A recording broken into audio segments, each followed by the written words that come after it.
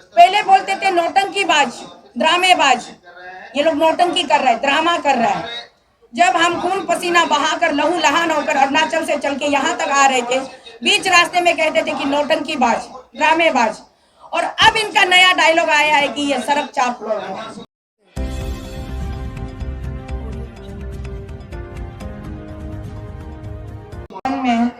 उसके बाद railway platform पर दिल्ली पुलिस ने उनका भव्य स्वागत किया है। तब से चीजें जो है चल करके कुछ भी सही नहीं हो रहा है। ये टेबल भी 13 वाला मिल गया है। फिर भी चलो, हम तो वैसे भी सड़क में रहने वाले लोग हैं, सड़क चाप लोग हैं। जो लोग आसमान में रहते हैं, सितारे कभी जमीन पर रहते हैं क्या? पूरे भारत की जनता और हमारे अरुणाचल के माता, आप लोग जरा बताइए, सितारे तो कभी भी जमीन पर नहीं रहते हैं, सितारों को तो आसमान पर रहना चाहिए। तो वो सितारा आसमान में नहीं रह के यहाँ जमीन में वेस्ट सियांग डिस्ट्रिक्ट में घूम घूम के किस लिए हम लोगों को सड़क चाप कह रहे हैं? उसको तो आसमान में रहना चाहिए ना। उसको अरुणाचल प्रदेश धरती पर जमीन पर रहने की क्या जरूरत है? उसको मुख्यमंत्री के कुर्सी पर बैठने की क्या जरूरत है? वो अपने आप में कहाँ का भी लात साहब होता होगा, हमें उससे मतलब नहीं है। वो अपने घर में कितने हजार करोड़ नौकर चाकर रखते होंगे, उसे हमें मतलब नहीं है। वो अपने शरीर में कितने लाख का सूट पहनता होगा, उसे हमें मतलब नहीं है। हमें केवल और केवल मतलब है अरुणाचल प्रदेश के आम जनता से, आम जनता के हित के लिए, आम जनता के भविष्य के लिए, आम जनता के भलाई के लिए हम लोग सरकार चुनते हैं। सरकार किस लिए चुनते हैं हम लोग? अपने भविष्य के लिए, अपने रक्षक के लिए, अपने बच्चों के उज्जवल भविष्य के लिए। हमें किस लिए चाहिए सरकार? जनता सरकार क्यों चुनती है इस देश में? जनता सरकार इसलिए चुनती है कि सरकार उनकी रक्षा करे, सरकार जनता की हित के लिए काम करे। जिस जनता ने आपको चुनकर के गद्दी पर बिताया, उसी जनता को सड़क चाप कहने वाले, अरे बेवकूफ, तुम कहाँ के समझदार मुख्यमंत्री हो? तुम्हें जरा सा भी शर्म नहीं आई? ये तुम्हारा एटीट्यूड है। अपने ही पब्लिक को तुम सड़क चाप कहते हो, बेकार के कहते हो। तुमको तो चुल्लू भर पानी में डूब मरना चाहिए मेरे भाई। अरे वो कौन सा वीडियो में वो रस्सी दिखा रहा था ना, एक सुसाइड करने के लिए।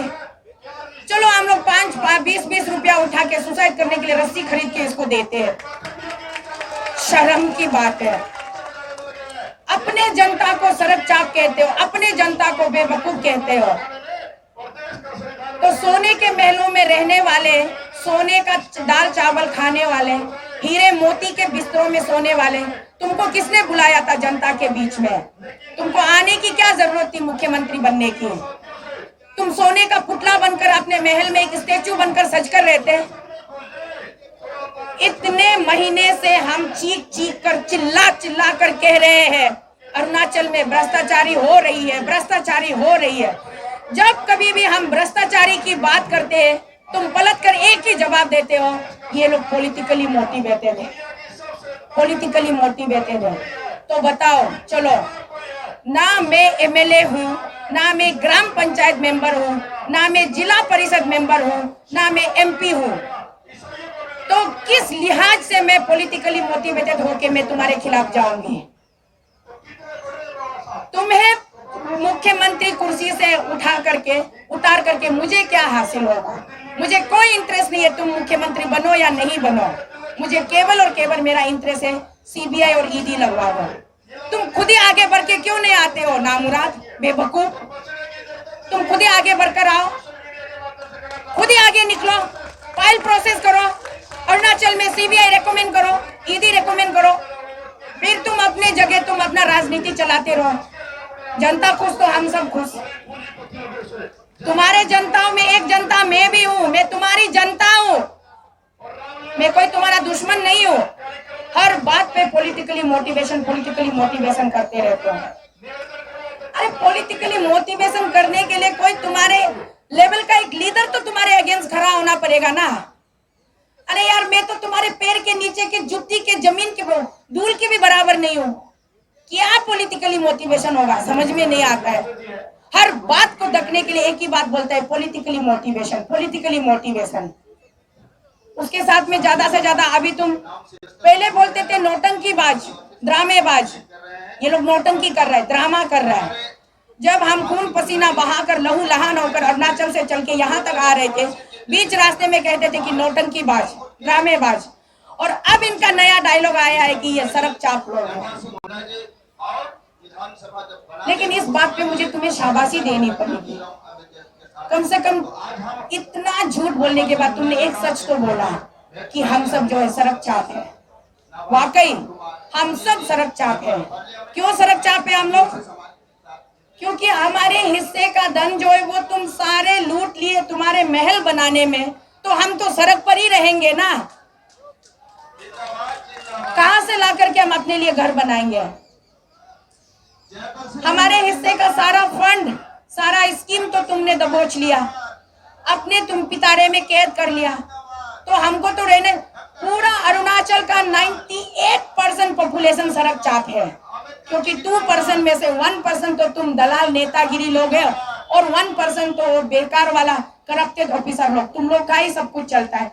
अरुणाचल में आप लोग कभी विजिट कीजिएगा, दिल्ली वालों एक बार कभी विजिट कीजिएगा, बंदरदेवा से लेकर के चिंपू तक जाइएगा, कैपिटल कॉम्प्लेक्स में जितने बड़े बड़े बिल्डिंग है, बिल्डिंग का ओनर पूछिए, शॉपिंग कॉम्प्लेक्स का ओनर पूछिए, जाकर के कहीं ना कहीं एक नेता होगा, नहीं तो एक ऑफिसर होगा, अधिकारी होगा, कोई भी आम जनता का कोई प्रॉपर्टी नहीं होगा। ये पैसा कहां से आता है? ये पैसा कहां से आता है? मैंने पहले भी बोला है, एमएलए का सैलरी कितना है? हमारे एमएलए का सैलरी तो कितना था? 3 लाख कुछ था, 3,40,000 कुछ था, 1,40,000 एक सिंपल एमएलए। सीएम की सैलरी की मैं बात कर रही हूँ, तो उसको आप जोड़िए, पिछले 7 साल में एज ए चीफ मिनिस्टर उसने इतनी सैलरी ली है, उसमें से फिर उसका छोटे छोटे एक्सपेंसेस होते हैं, डिडक्शन होती है, अलाउंसेस खाते हैं, बचता कितना है? उसके बाद इतनी करोड़ की प्रॉपर्टी कहां से आया है? इतने करोड़ बनाने के लिए कितने आम जनता के हक के पैसे को मारते हो, उसी आम जनता को घर से बेघर करते हो। आम जनता का बच्चा अनपढ़ गवार होके रह गया, आम जनता का बच्चा बेकार होके दारू पी के, भांग पी के, ड्रग्स लेके उधर सड़क पे घूम रहा है, चोरी चकारी कर रहा है। किसके वजह से? सरकार के पास एक अच्छा नीति ना होने के वजह से, सरकार के पास एक अच्छी योजना ना होने की वजह से। तो हम इसी चीजों पर तो हम यहाँ पर बात कर रहे हैं। ये चीजें जब हम अरुणाचल में बोलते हैं तो कोई तो सुनता नहीं है। कोई बेचारा अच्छा खासा लड़का लोग यूथ ऑर्गेनाइजेशन निकल के आता है तो पब्लिक ट्रोलिंग हो जाता है। पब्लिक ट्रोलिंग भी वो जेन्युइन पब्लिक ट्रोलिंग नहीं करता है, वो बेकार का एक एमएलए 5-5, 10-10 फेक अकाउंट बना के रख के ट्रोलिंग करता है। अरे भाई लोग चाय पानी पीने के लिए 10-15 हजार चाहिए होगा, इसलिए हला कर रहे हो।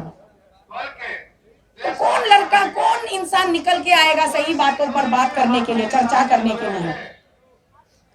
हर घड़ी हर दम इसी ताप पे रहते हो कि लोगों को कैसे सप्रेस किया जाए, हर दम लोगों को सप्रेस करते हो, और सप्रेस की लेवल यहाँ तक बढ़ गई। आप सोच के देखिए, जबकि भारत की राजधानी अरुणाचल प्रदेश में हर राज्य के पब्लिक के लिए, हर राज्य के सरकार को एक प्लॉट अलॉट किया जाता है, एक बिल्डिंग बनाने का उसको प्रावधान है। अरुणाचल भवन बनाया गया, अरुणाचल हाउस बनाया गया। किसके लिए बनाया गया? ये अरुणाचल भवन और अरुणाचल हाउस किसके लिए बनाया गया? अरुणाचल के जनता के लिए। जो अरुणाचल का जनता अरुणाचल प्रदेश से आएगा दिल्ली शहर में, उनको ठहरवाने के लिए, उनको रुकवाने के लिए अरुणाचल भवन और अरुणाचल हाउस बनाया गया। वो भी प्रायर परमिशन अप्लाई किया लोगों ने। अरुणाचल नारी शक्ति टीम ने प्रायर परमिशन अप्लाई किया है। 19 नवंबर को अरुणाचल नारी शक्ति टीम ने वहां ईटानगर से उन्होंने ऑनलाइन फैक्स किया या व्हाट्सएप किया, टेलीग्राम किया कि हम 25-26 टेंटेटिवली 25-26 के अंदर हम कुछ इतने नारियां आ रहे, हमें आपके भवन के अंदर या हाउस के अंदर कोई कमरा नहीं चाहिए, हमें भवन के बाहर, हाउस के बाहर जो आपका खाली स्पेस पड़ा हुआ है वो हमें चाहिए। वहां पे हम टेंट बनाकर रहना चाहते हैं, हम अपने खर्चे पर रुकना चाहते हैं। और वहाँ जहाँ बात हुई सोलभ शौचालय की, टॉयलेट्स की, तो इतना प्रावधान हमने किया कि वो जो चलती फिरती टॉयलेट वाली बेन नहीं होती है, एक एक बेन में 10-15 टॉयलेट लगे हुए होते हैं, उसको हम डेली बेसिस पे खर्चा करके भी उस टॉयलेट को यूज करने के लिए हमने वो भी इंतजाम किया। आपके पास बहाना करने के लिए कुछ बचा नहीं, अपने आराम से 2 दिन टेंट लगवाने दिया, लाखों रुपए खर्च करने दिए, टेंट वाले को लाखों के रुपयों में एडवांस देना पड़ा। उसके बाद टेंट बन के तैयार हो गई तो रातों रात 10:30 बजे आकर के आपने पूरा टेंट हटवा दिया।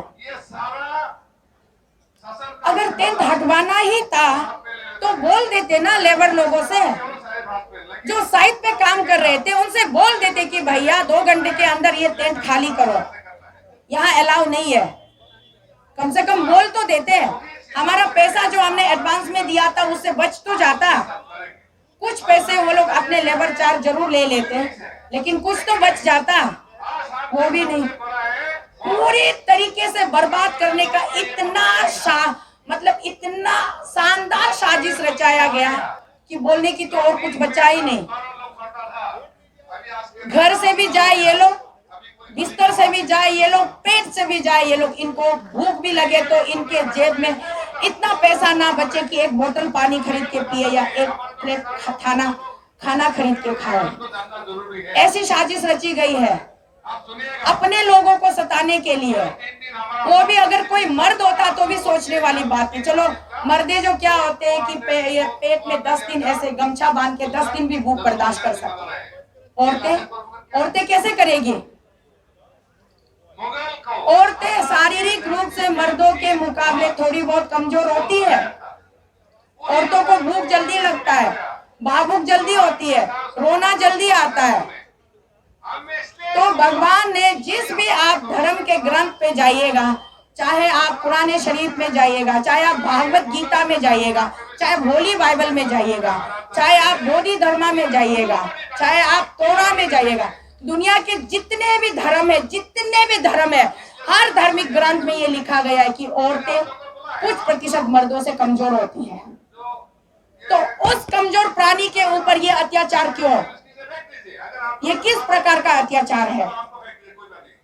औरतें एक माँ होती है, औरतें एक पत्नी होती है, औरतें एक बेटी होती है, औरतें एक बहू होती है, औरतें एक बहन होती है।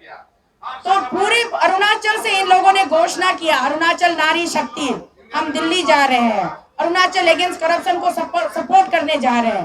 पूरी तरह से घोषणा करके ट्रेन के ऊपर भी बैठ करके इन लोगों ने लाइव वीडियो बनाया, सबने बताया वारी वारी कैसे अपना हाल, जानबूझ करके लोगों को सताने के लिए, औरतों को सताने के लिए, महिलाओं को सताने के लिए ये जो गंदी साजिश रची गई है, इसके बारे में अब हम क्या बोले?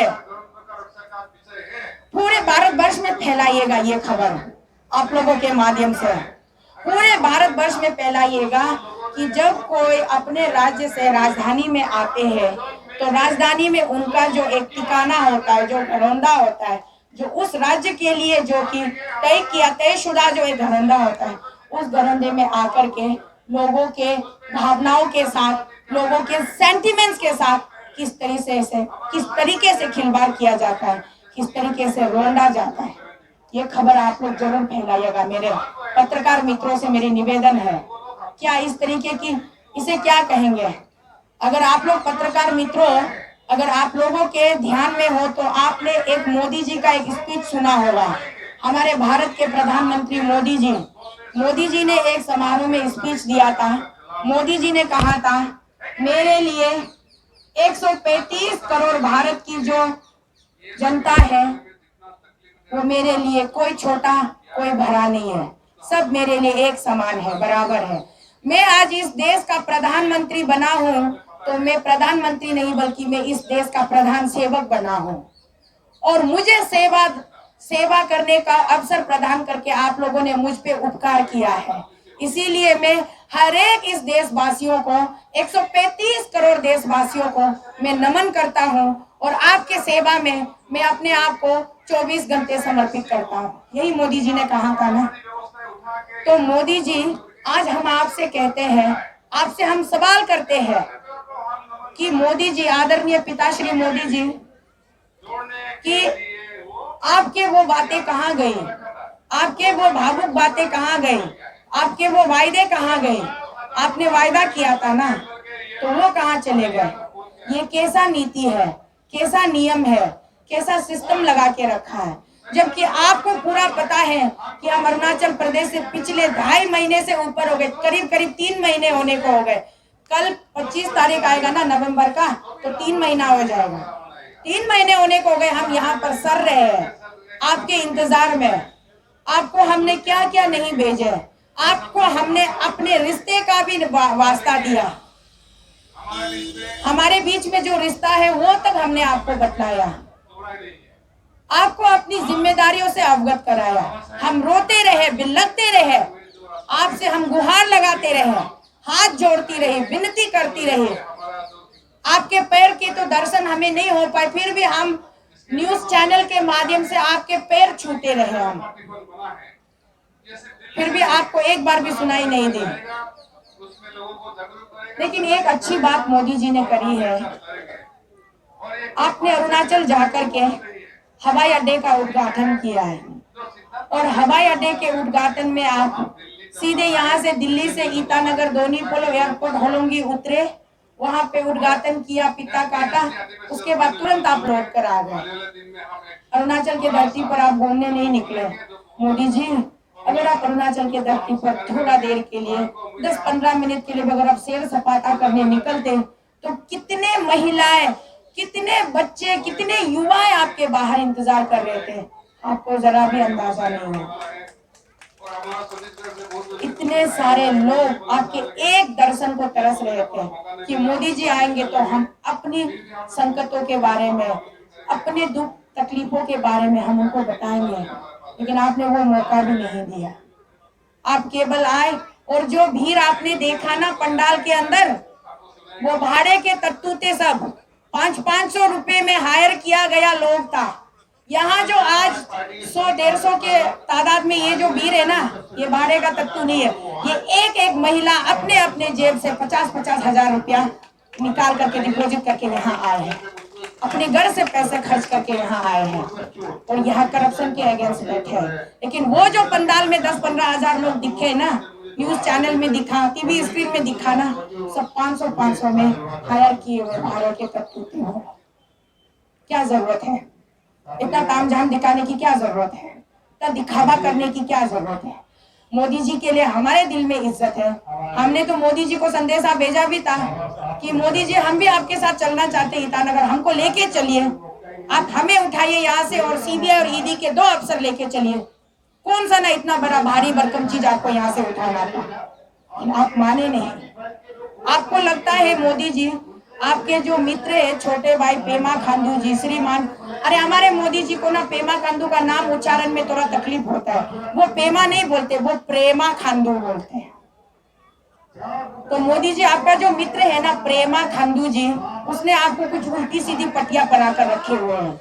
वो जो जो बताते हैं आप उस पर आंख बंद करके विश्वास कर लेते हो, कान में रुई ठूस लेते हो कि हम सिर्फ सुनेंगे तो प्रेमा बाई के सुनेंगे, बाकी किसी की नहीं सुनेंगे। ये कहाँ का इंसाफ है? मोदी जी, आज तो हमें आपसे सवाल करना ही पड़ेगा, क्योंकि इतने दिन से हम रो रहे हैं, बिलख रहे हैं, यहाँ हम इतनी यातनाएं सह रहे हैं, आपकी केवल एक आवाज के लिए, आपकी एक पुकार के लिए। हम अभी भी आपसे कह रहे हैं, हम आपके परिवार का हिस्सा है, हमें अपने आप से अलग मत कीजिए। ये जितनी माताएं आई हैं, ये सारे मासूम माताएं हैं, इन माताओं का कोई कसूर नहीं है। इन्होंने मुझे 1.5 महीना पैदल चलते हुए देखा, इन्होंने मुझे रोते हुए देखा, मुझे हंसते हुए देखा, इन्होंने हर घड़ी हर मिनट मुझे वहां से अरुणाचल से लेके दिल्ली पहुंचने तक का मेरा सफर का ये सब साक्ष्य है, गवाह है, जीता जागता गवाह है। तब जाकर के इनके दिल में, इनके मन की अंतरात्मा जागी, इनके दिल में वो भावना उत्पन्न हुई कि हमारी बहन, हमारी बेटी वहां पर वो चल सकती है, तो क्या हम ट्रेन या हवाई के जरिए हम दिल्ली नहीं पहुंच सकते उनको सपोर्ट करने? इसीलिए ये लोग आज यहाँ आए हैं, अपने पैसे खर्चे करके आए हैं। ये लोग यहाँ पर भी वहाँ सवाल करते हैं, फंडिंग कौन कर रहा है? अरे ढूंढो ना भैया, फंडिंग कौन कर रहा है, ढूंढो। अरुणाचल के हर एक डिस्ट्रिक्ट में जाओ, हर एक जिले, हर एक ब्लॉक में जाओ, घर घर में जाके छानबीन करो, फंडिंग कौन कर रहा है तपोशीतल के पीछे। स्पॉन्सर को निकाल के दिखाइए, कौन फंडिंग कर रहा है दिखाइए। सारे आम जनता फंडिंग कर रही है, मैं बताती हूँ, लेकिन आप लोगों को इस पर भरोसा नहीं होता है। ज्यादा छानबीन करी ना तो कल को मुझे मजबूरन ये नकली का प्रोपेगेंडा बनाना पड़ेगा कि पेमा खांडू खुद ही फंडिंग कर रहा है।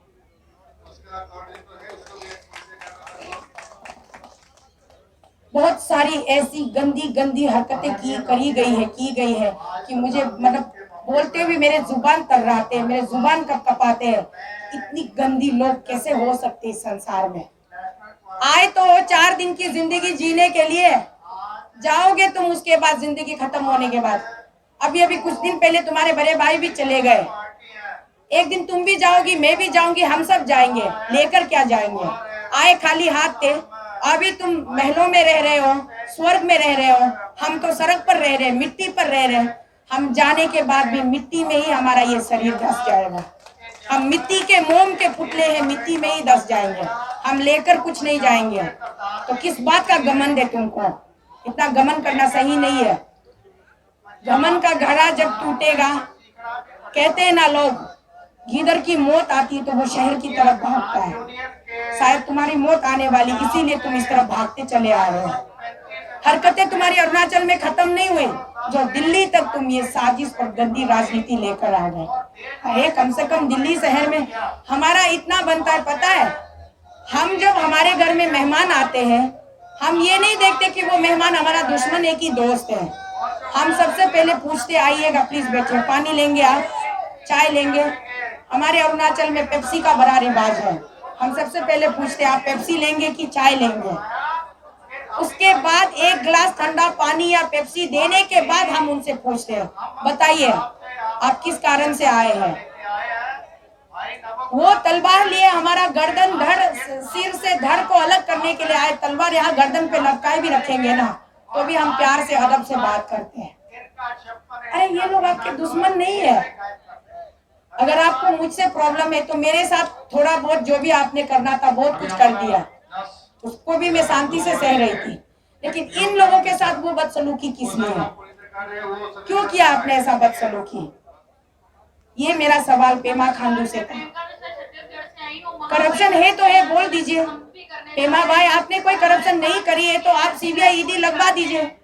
आप अपने नीचे के लोगों के लिए इतना चिंता क्यों कर रहे हैं? जिसने करप्शन किया है उसको उसका हक का सजा दिलवाइए ना। इसको नाम देता है अपने तकित जेरंग को तो पेपर बेचने के उसमें बता दिया, मिनोती बोरांग को बता दिया, वैसे ही और भी अफसरों को बताते जाइए। आप अपना दामन साफ कीजिए। ये गंदी राजनीति खेलने की क्या जरूरत है? मत खेलिए गंदी राजनीति, और बहुत भारी पड़ने वाला है आपको। अभी भी समय है, मैं कह रही हूँ, अभी भी समय है। सीबीआई और ईडी रेकमेंड कर दीजिए और सारी बातें यहीं पर खत्म कर दीजिए। हम भूलने को तैयार है आपको, हम माफ करने को तैयार है। हमारे साथ जो भी आपने दुर्व्यवहार किया है, सिर्फ आप सीबीआई और ईडी लगवा दीजिए, बाकी बातें हम सब भूल जाएंगे। वैसे हमारा दिल बहुत बड़ा होता है, हम गरीब जरूर है, सड़क में रहते जरूर है, कोई पक्का मकान में नहीं रहते, जंगल में पहाड़ में रहते, हम रेंग कर रहते हैं, फिर भी हमारे पास हमारे भगवान ने हमें बहुत बड़ा दिल दिया। हम छोटे छोटे लोगों की छोटी छोटी हरकतों को हंस हंस के यूं ही माफ कर देते हैं। तो अभी भी वक्त है, आप सुधर जाइए, अपने आप को ट्रैक पे लेके आइए, लाइन पे लेके आइए। ये हमारा आपसे अनुग्रह है। और साथ ही साथ अरुणाचल प्रदेश से आम जनता ने, मेरे जितने माताओं ने आज बोला, कितने प्यार और कितने इज्जत और कितने भरोसे और कितने अदब के साथ आप लोगों को मेंबर ऑफ पार्लियामेंट चुनकर यहाँ दिल्ली भेजा। यहाँ दिल्ली पे बैठकर आप लोग क्या कर रहे हो? तमाशा देख रहे हो, तमाशा। अरुणाचल वाले गरीब जनजाति वाले आएंगे दिल्ली में, कटोरा लेकर भीख मांगेंगे, ट्रैफिक सिग्नल में भीख मांगेंगे, सोने का जगह नहीं मिलेगी तो फ्लाईओवर के नीचे बिस्तर डालकर सोएंगे। वो नजारा देखकर मजा से एंजॉय कर रहे हैं। समय बताएगा, मैं नहीं बोलूंगी कुछ भी। आपको आपके किए के सजा आपको समय देगा, समय बताएगा आपको। बहुत हो गया आप लोगों का ये नौटंकीबाज, ड्रामेबाज। मीडिया में आते हो, टीवी चैनल में आते हो, किसी समारोह में जाते हो, बड़े बड़े भाषणबाजी करते हो, मैं ये कर रहा हूँ, वो कर रहा हूँ। प्रैक्टिकलिटी में क्या किया आपने? इसमें जाति विशेष प्रैक्टिकल में क्या किया? लोगों को प्रताड़ित किया, लोगों को सताया, उससे ज्यादा क्या किया आप लोगों ने? हम इस लहजे से आपसे बात करना नहीं चाहते थे।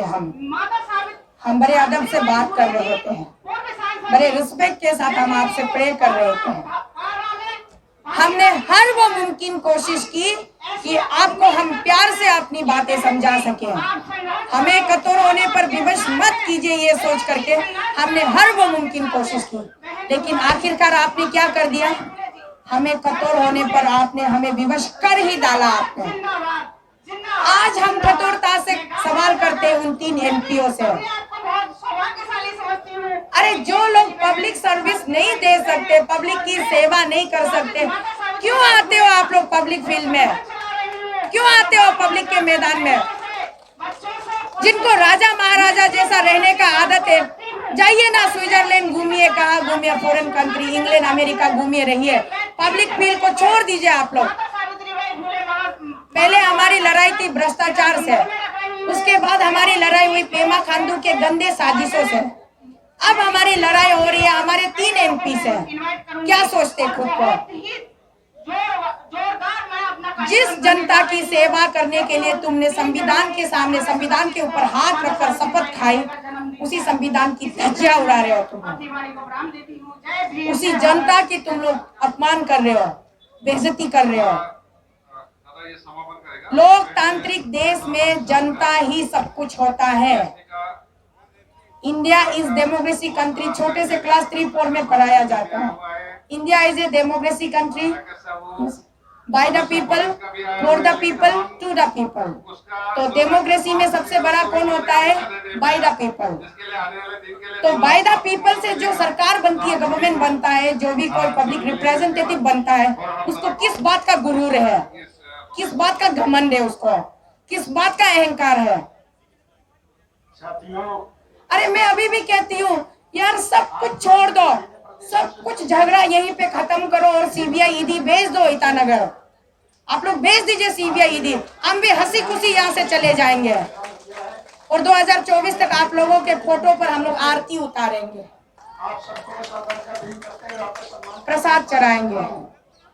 बस इतना कीजिए। अगर सीबीआई ईडी भेजना होता ना, एक तो पेमा खांडू भाई को अरुणाचल से रेकमेंड करना चाहिए था, जो कि वो नहीं कर रहा है। दूसरा, यहाँ से 3 एमपीओ को हमारे आवाज को प्रधानमंत्री जी तक पहुंचाना चाहिए और उनको रेकमेंड करना चाहिए कि वाकई हम पार्टी के लिए प्रतिबद्ध है, पार्टी के लिए हम काम करते। हमारे पार्टी जितने पैसे वहाँ भिजवाते हैं, वहाँ की राज्य की जो सरकार है वो ठीक ठाक से काम नहीं कर रहा है, चलो सीबीआई डालते हैं। ये सबसे पहले किरण रिजिजू एंड तपिर गांव को बोलना चाहिए, पीछे पीछे नाबम रिबिया को बोलना चाहिए, लेकिन बोला आज तक। सारे लालची लोग हैं, कमीने लोग हैं, अपने मंत्री पद को बचाने के लिए, अपने एमपी पद को बचाने के लिए। खैर, मैं समय की कमी है, पुलिस बार बार मुझे सिग्नल दे रहे हैं, तो आज यहाँ तक खत्म करते हैं। हमारा अगला डेट 28 को है, हम 28 को आएंगे। कम से कम आप लोगों से गुजारिश है, मुझे 2 घंटा टाइम दीजिएगा बोल रहे हैं। Thank you everybody.